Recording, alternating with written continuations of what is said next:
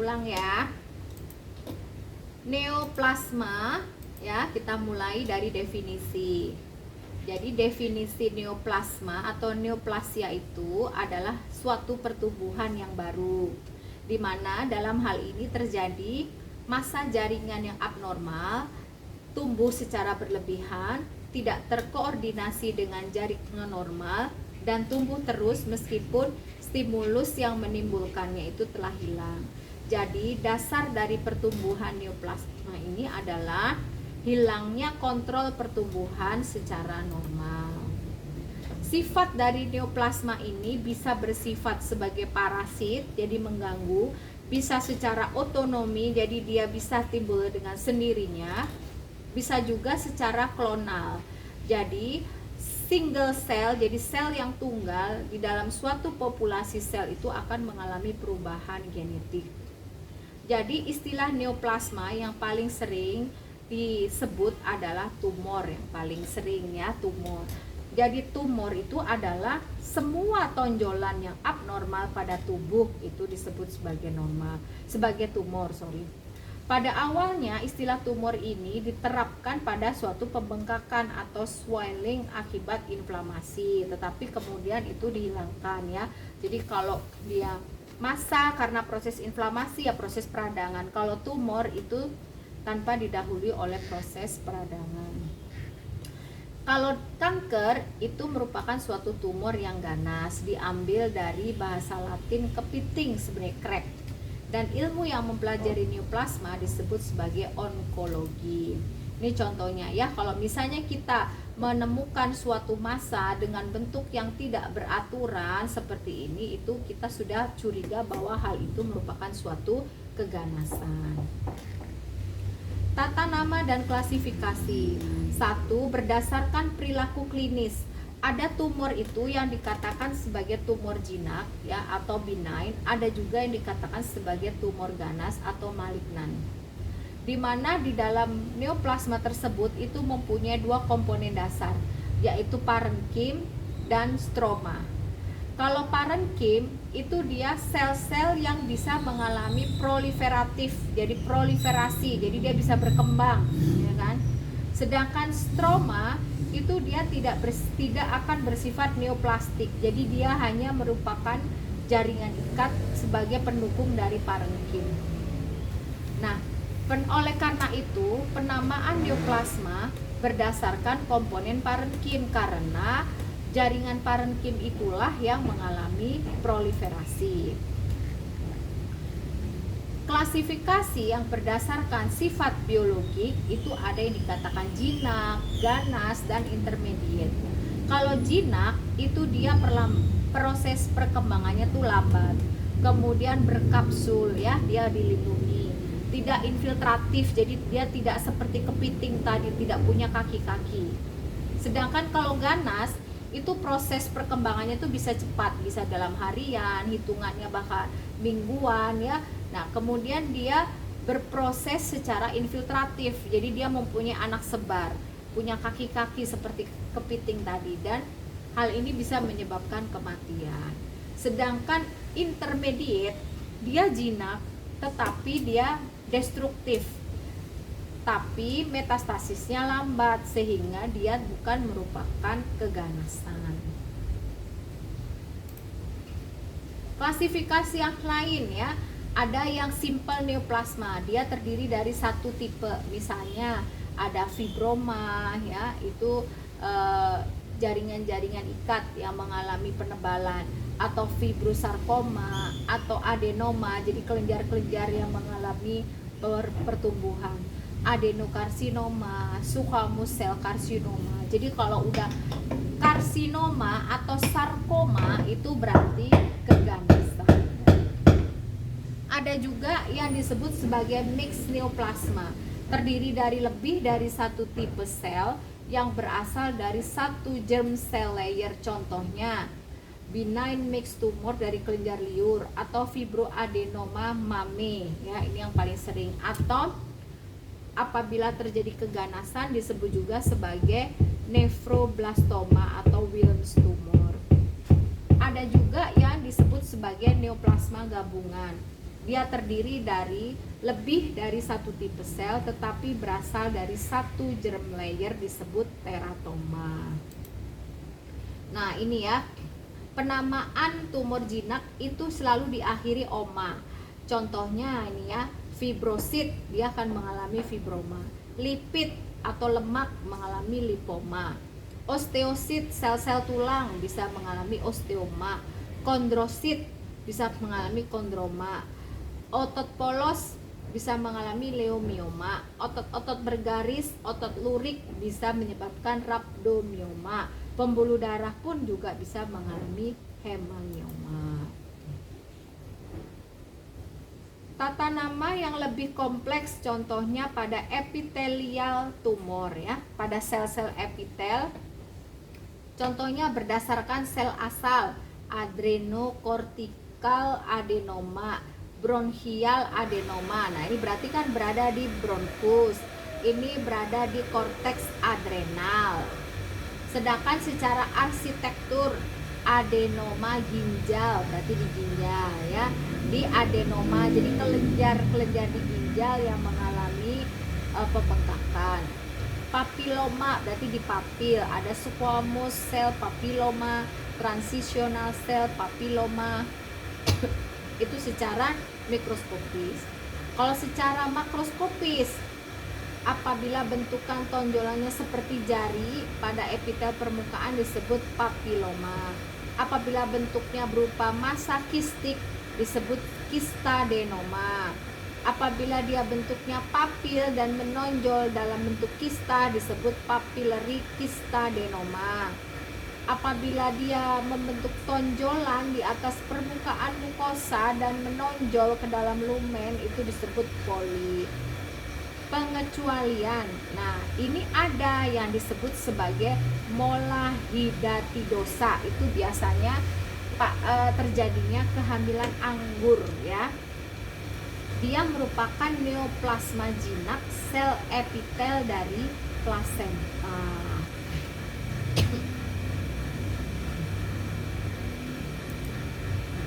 Sedangkan untuk tumor ganas ya, kalau tumor jinak tadi oma, kalau tumor ganas itu sarkoma.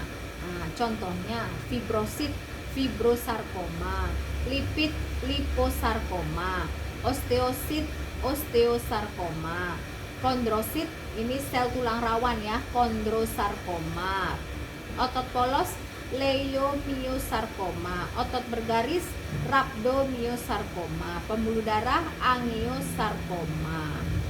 Pengecualian yaitu pada limfoma, yaitu tumor ganas jaringan limfoid. Nah, itu dia disebut limfoma atau limfosarkoma. Sedangkan tumor ganas yang berada di sel epitelial itu akhirannya karsinoma ya, contohnya pada epitel adenoid disebut adenokarsinoma, squamous cell papiloma, squamous cell karsinoma, kistadenoma, kistadenokarsinoma.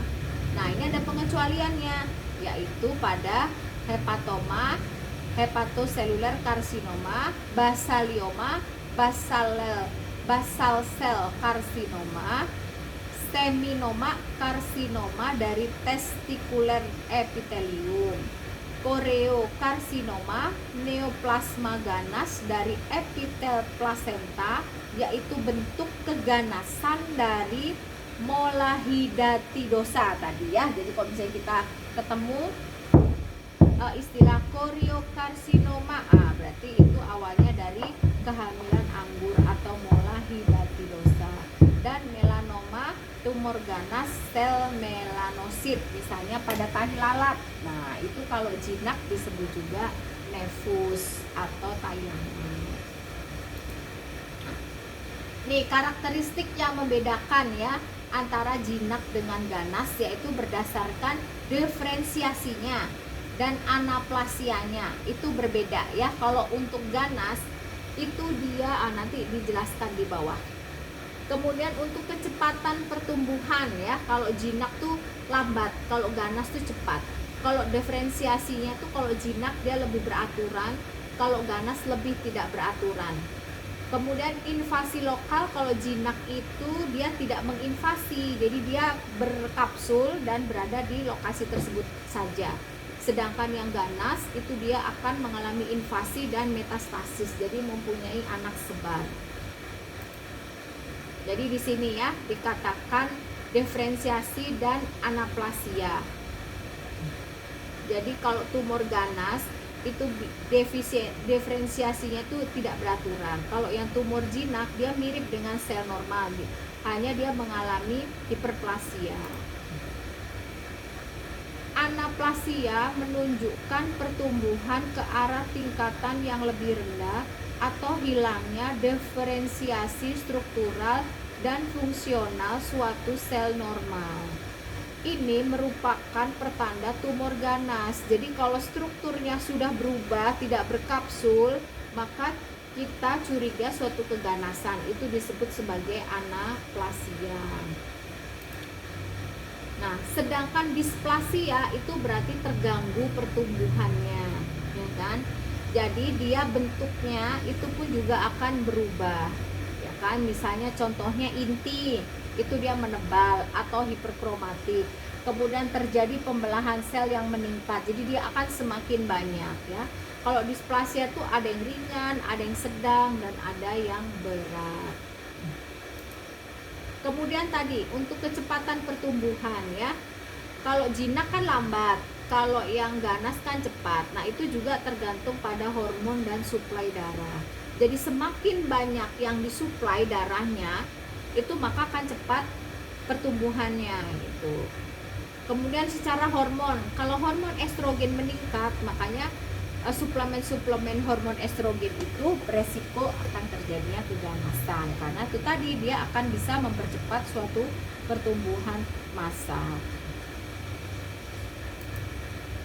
Kemudian invasi lokal tadi ya, kalau yang tumor jinak dia hanya terlokalisir, dia tidak mempunyai kemampuan untuk menginfiltrasi atau menginvasi jaringan sekitarnya. Batasnya jelas karena dia berkapsul ya. Kemudian dia tidak akan mengalami metastasis, jadi tidak beranak sebar.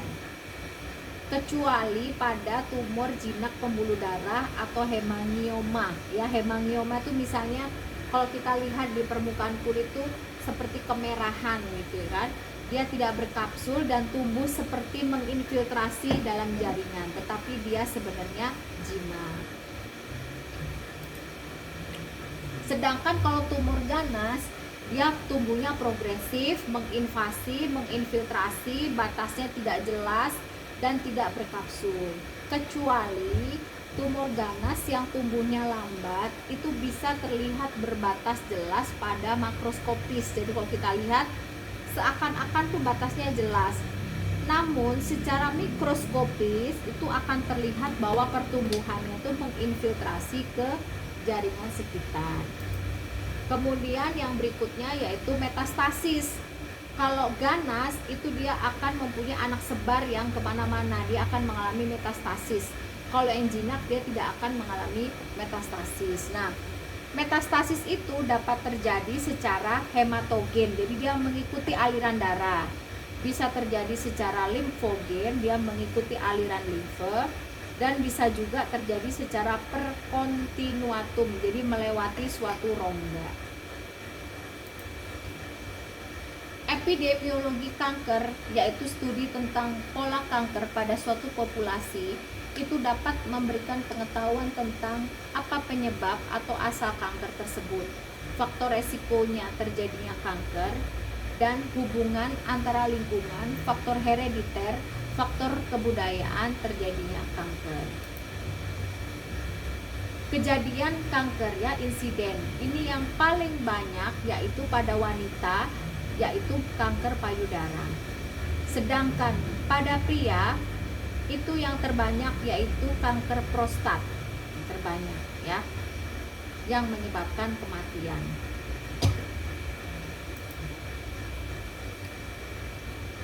Nah,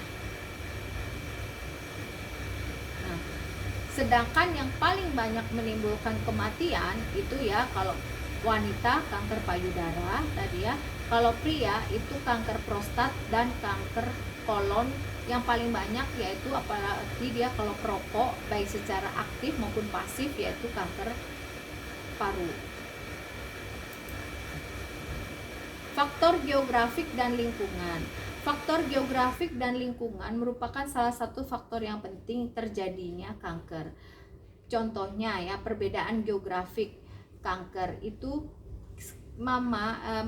cancer mame itu lebih banyak terjadi di Amerika Serikat daripada di Eropa, dan Eropa daripada di Jepang. Karena apa? Pola makan. Kalau di Jepang itu kan banyak makan ikan ya. Kemudian CA lambung itu malah lebih banyak di Jepang daripada di Amerika Serikat, karena kalau di Jepang jarang makan sayur mereka, ya kan? Kalau Amerika banyak makan sayur. CA liver seringnya di Afrika gitu kan, dan CA nasofaring seringnya di Cina. Faktor yang berdasarkan lingkungan ya, contohnya merokok itu sering menyebabkan CA paru. Makan sirih bisa menyebabkan CA bibir atau rongga mulut. Kemudian kalau kawin muda itu menyebabkan CA serviks. Makanan ikan asap atau asin bisa menyebabkan CA nasofaring, dan bila mengkonsumsi alkohol bisa menyebabkan CA liver, dan diet lemak terlalu banyak dapat menyebabkan CA kolon dan CA mame. Sedangkan faktor umur, secara umum frekuensi kanker itu meningkat dengan meningkatnya umur, terkait dengan akumulasi mutasi somatik dan penurunan sistem imun. Kebanyakan kematian akibat kanker itu dapat terjadi antara usia 55 sampai 75 tahun. Pada anak-anak di bawah usia 15 tahun, kanker yang menyebabkan kematian sekitar 10% dari seluruh total kematian pada anak. Kalau pada anak yang paling sering terjadi yaitu leukemia, tumor sistem saraf pusat, limfoma, sarkoma soft tissue, dan bone sarkoma. Faktor herediter juga berperan dalam terjadinya kanker. Jadi di dalam suatu susunan keluarga itu apabila beresiko terjadinya kanker, maka keturunannya pun akan beresiko mengalami kanker. Tetapi ada juga yang inherited cancer syndrome ya, jadi dia tidak bawaan gitu. Terjadinya di sini karena mutasi pada single gen, jadi meningkatkan resiko terjadinya tumor. Contohnya pada kanker retina ya, atau retinoblastoma, atau pada jaringan saraf yaitu neurofibromatosis.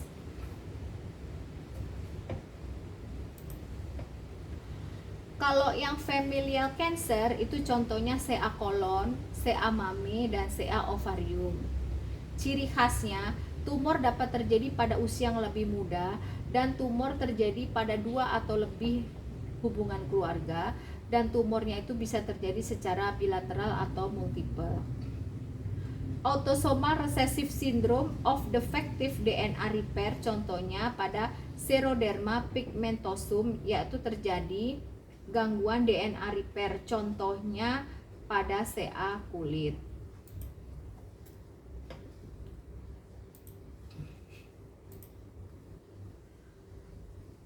Dasar molekuler pembentukan kanker disebut juga sebagai karsinogenesis, di mana di sini onkogen, gen yang produknya berkaitan dengan terjadinya transformasi neoplastik, atau gens that promotes autonomous cell growth in cancer cells.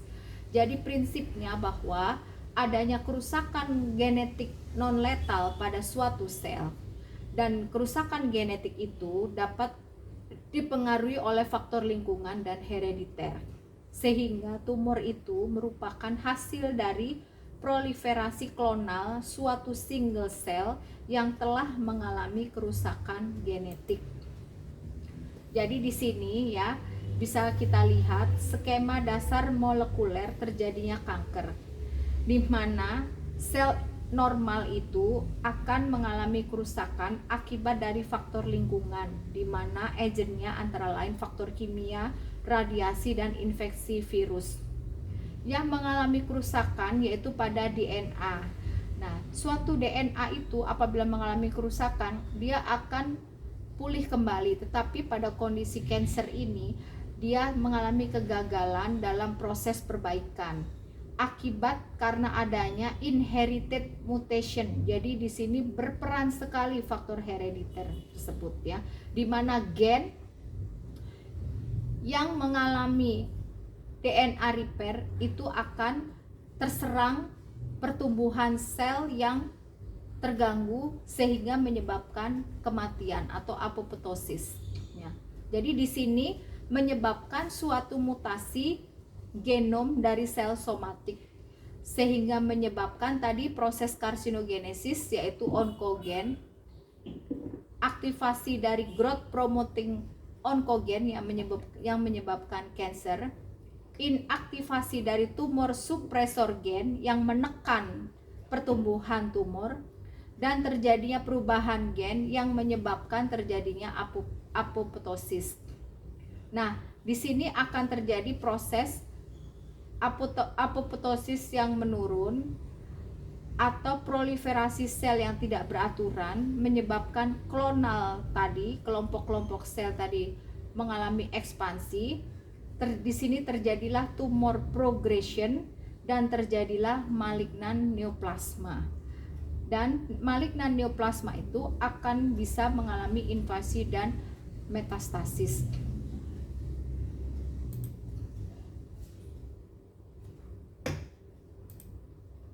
Penyebab kanker ya, tadi sudah saya jelaskan bahwa ada 3 golongan karsinogen, antara lain bahan kimia, radiasi, dan agen biologik atau virus dan mikroba lain.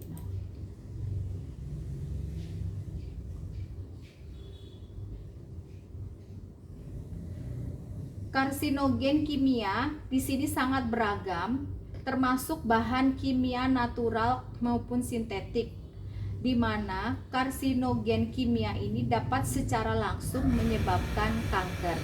Sedangkan karsinogen kimia yang bersifat tidak langsung disebut prokarsinogen. Jadi dalam hal ini untuk menyebabkan kanker, mereka perlu mengalami perubahan secara metabolik untuk menjadi bahan aktif atau disebut juga ultimate karsinogen. Dan beberapa karsinogen kimia ini dapat bekerja sama dengan karsinogen yang lain dalam menimbulkan kanker. Sedangkan karsinogen radiasi,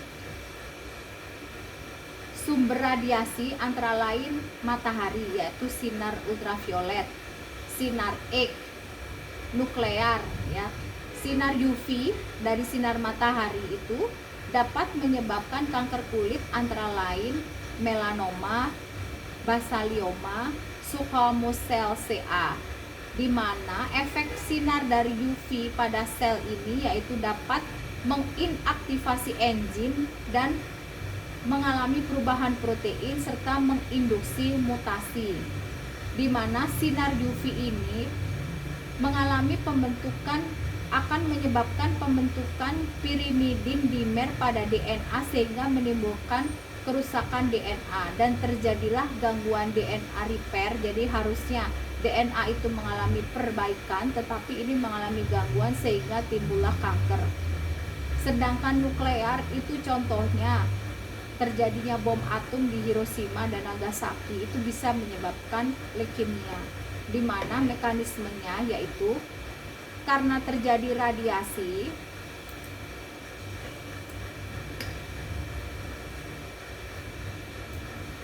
kemudian terjadi kerusakan makromolekul atau interaksi cairan sel, muncullah radikal bebas dan terjadi perubahan ikatan-ikatan kimia yang akan menginaktivasi enzim, terjadi perubahan protein dan kromosom itu akan terfragmentasi dan tertranslokasi sehingga menimbulkan mutasi.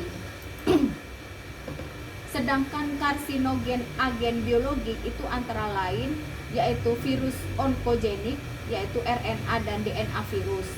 RNA virus contohnya human T-cell leukemia virus tipe 1 yang menyebabkan T-cell leukemia atau limfoma. Contohnya mekanisme infeksi leukemia ya, virus tadi satu menstimulasi proliferasi sel limfosit T yang akan mengalami mutasi dan proliferasi klonal pada sel T.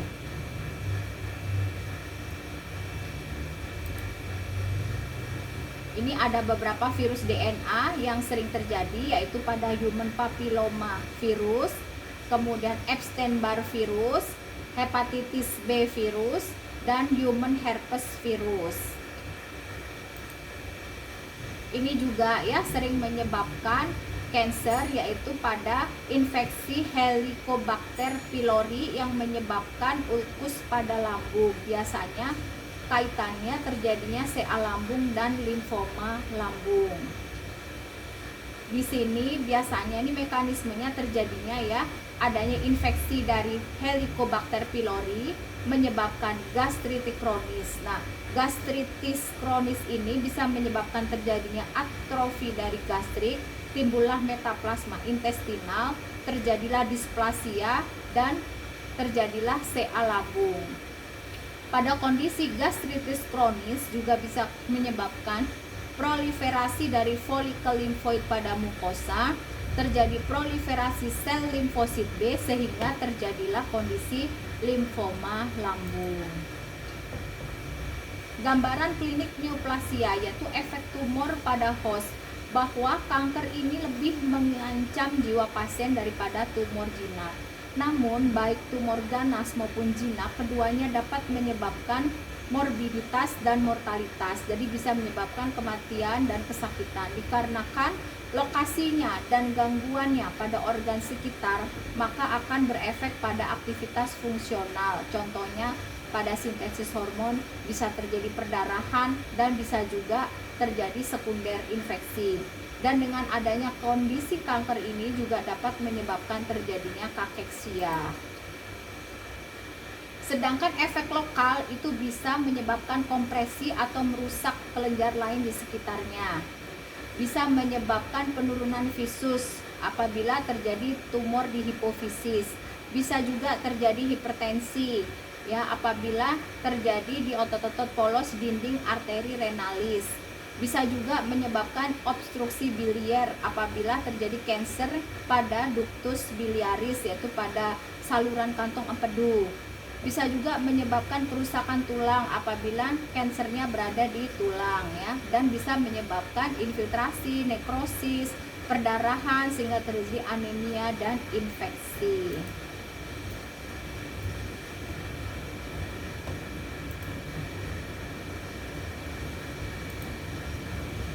Sedangkan efek metabolik itu contohnya apabila kondisi adenoma dan karsinoma itu menyerang organ pankreas, bisa terjadi hiperinsulinisme. Bisa juga apabila dia menyerang korteks adrenal, maka kortikosteroid akan meningkat, terjadi retensi natrium, kondisi hipertensi dan hipokalemia. Bisa juga apabila menyerang tumor paratiroid menyebabkan paratiroidisme. Dan tadi yang kanker menyebabkan kakeksia itu merupakan suatu keadaan pada penderita kanker stadium lanjut yang menyebabkan penurunan berat badan, anoreksia atau tidak mau makan, dan anemia akibat kelainan metabolisme. Ini ada beberapa grading dan staging cancer ya, bahwa grading itu merupakan derajat keganasan tumor, bisa dilihat secara mikroskopis berdasarkan diferensiasi sel dan jumlah mitosis. Kalau staging itu stadium yang menunjukkan prognosis di sini ya, digambarkan sebagai TNM sistem. Ukuran tumor ya kan, biasanya dia dalam milimeter atau sentimeter, kemudian ada metastasis nggak ke kelenjar getah bening sekitarnya, kemudian adakah kondisi metastasis, jadi anak sebarnya. Diagnosis laboratorium kanker yaitu secara metode morfologi ya, bisa dilakukan sitologi, jadi diaspirasi atau dibiopsi dengan jarum halus ya. Nah, atau bisa juga secara pap smear ya, jadi diangkat jaringannya. Kemudian dilakukan pemeriksaan namanya histopatologi atau pemeriksaan beku. Kemudian dilihat secara mikroskopis untuk ditentukan apakah tumor tersebut ganas atau jinak. Kemudian ada yang secara imunohistokimia, ya kan? Ada ini untuk mendeteksi antigen dalam potongan jaringan.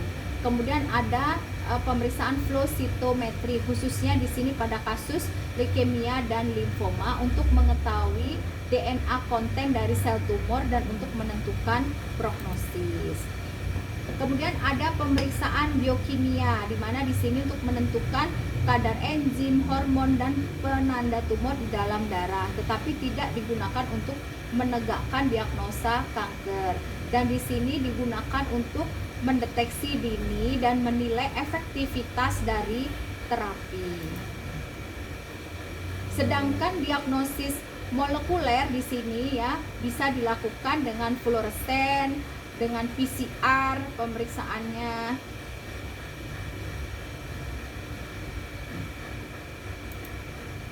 Oke, demikian kuliah saya untuk materi neoplasia. Mungkin masih ada waktu kita untuk berdiskusi. Silahkan saya buka forum diskusi 2-3 pertanyaan ya, karena waktunya sudah melewati 10 menit. Silahkan.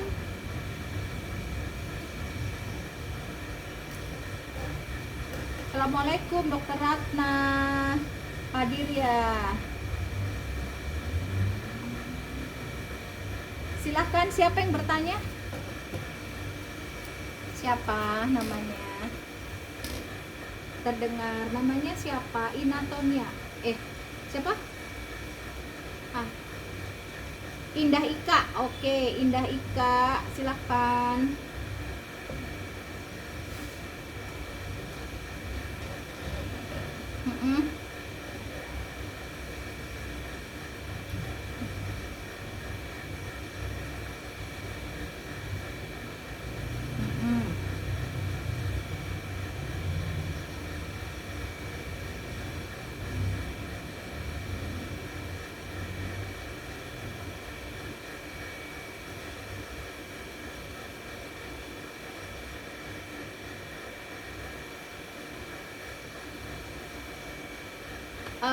Iya, terima kasih Indah pertanyaannya. Tadi dari Indah juga udah disebutkan ya. Jadi ya, tadi Indah juga sudah sebutkan bahwa salah satu faktor terjadinya kanker itu kan herediter. Jadi ada faktor keturunan. Jadi memang ada beberapa, seperti tadi kan ada tuh yang familial ya. Jadi keluarga. Jadi faktor keluarga. Jadi bisa terjadi, hanya kita tidak tahu gitu ya.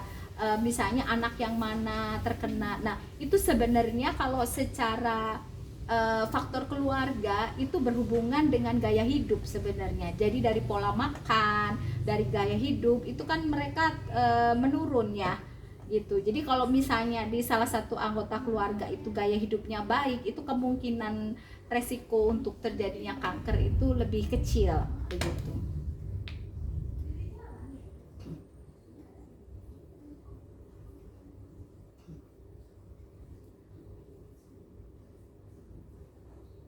Iya, jadi nggak ada hubungannya dengan kromosom. Kalau diabetes itu kan dia berhubungan dengan organ ya. Jadi kan organ tertentu kan. Misalnya pankreas, berarti kan dia ada secara genetik gitu.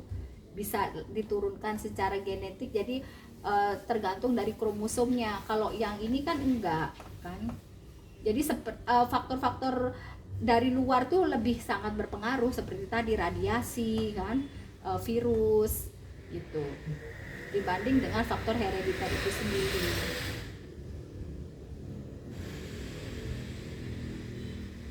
Iya, sama-sama. Kurang 3 menit lagi ya. Ada lagi yang bertanya, silahkan.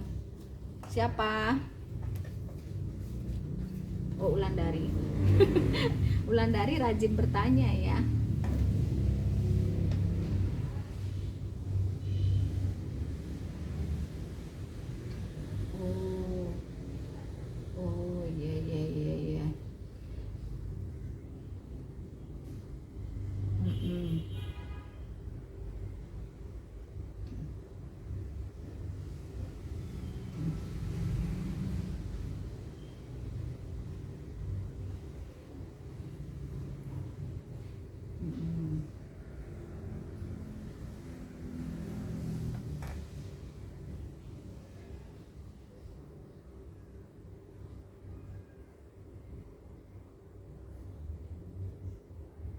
Oke, pertanyaannya bagus ya, Wulandari. Jadi gini, indikasi seseorang yang menderita penyakit kanker itu apakah harus operasi atau tidak, tadi itu sesuai dengan grading dan staging tadi ya kan, tadi kan ditetapkan secara gradingnya dan stagingnya, apakah dia jinak, ganas, kemudian apakah dia mengalami invasi, kemudian metastase. Nah itu harus dipertimbangkan. Nah itu kan yang mempertimbangkan kan ahlinya, yaitu ahli onkologi gitu kan, apakah ini penderitanya tuh diindikasikan sebagai tindakan surgery atau non surgery ya kan ada beberapa tindakan seperti terapi radioaktif ya kan dan segala macam. Nah sekarang peran fisioterapis itu apa gitu. Nah peran fisioterapis itu sangat berperan pada saat sebenarnya ya pre dan pasca operasi, pre dan pasca surgery, karena di sini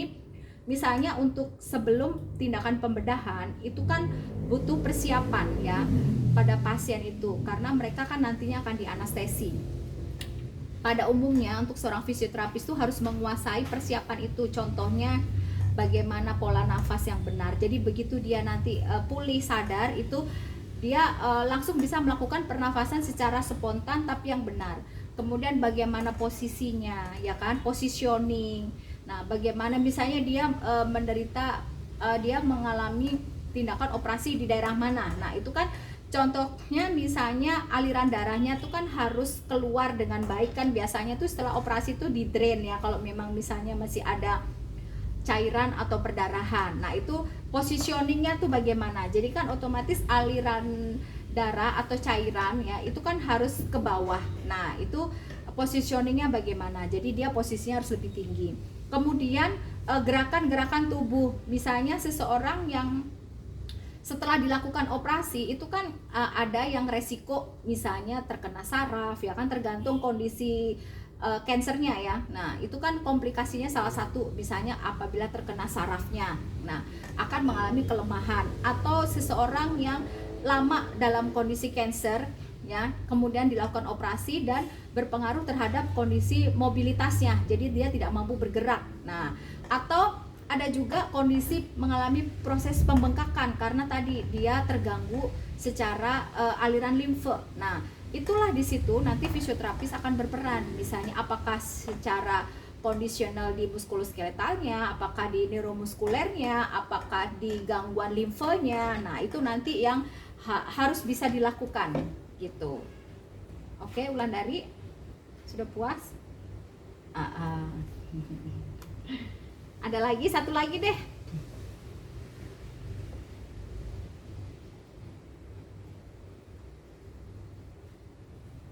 Oke, cukup, nggak ada pertanyaan. Baik. Oh, ada apa? Yuk. Siapa nih? Oke, Sahla.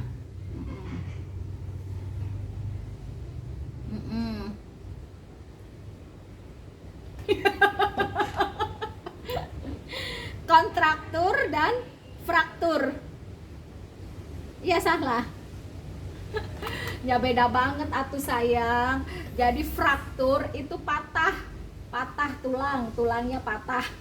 Itu namanya fraktur ya. Tapi kalau kontraktur, nah itu dia tidak bisa digerakkan. Jadi antara persendian, misalnya sendi bahu contohnya nih ya kan, antara humerus sama klavikula ya kan, itu kan dia pertemuan nih antara tulang. Nah itu diantaranya itu kan ada persendian, ada join jaringan persendian yang jaringan lunak ya kan. Nah mereka itu bisa bergerak karena masih ada space di situ, ada celah dan jaringan ikatnya masih fleksibel. Nah itu juga nanti peran seorang fisioterapis ya. Nah apabila si persendian atau jaringan ikat itu sudah tidak bisa digerakkan ya, jadi end to end di antara kedua tulang itu sudah hilang ya, akibatnya terjadilah kontraktur gitu. Nah yang harus kalian bedakan itu antara contraction dan kontraktur, jadi bukan fraktur ya. Kalau fraktur mah jelas beda ya kan, kalau fraktur itu patah udah tulangnya kan,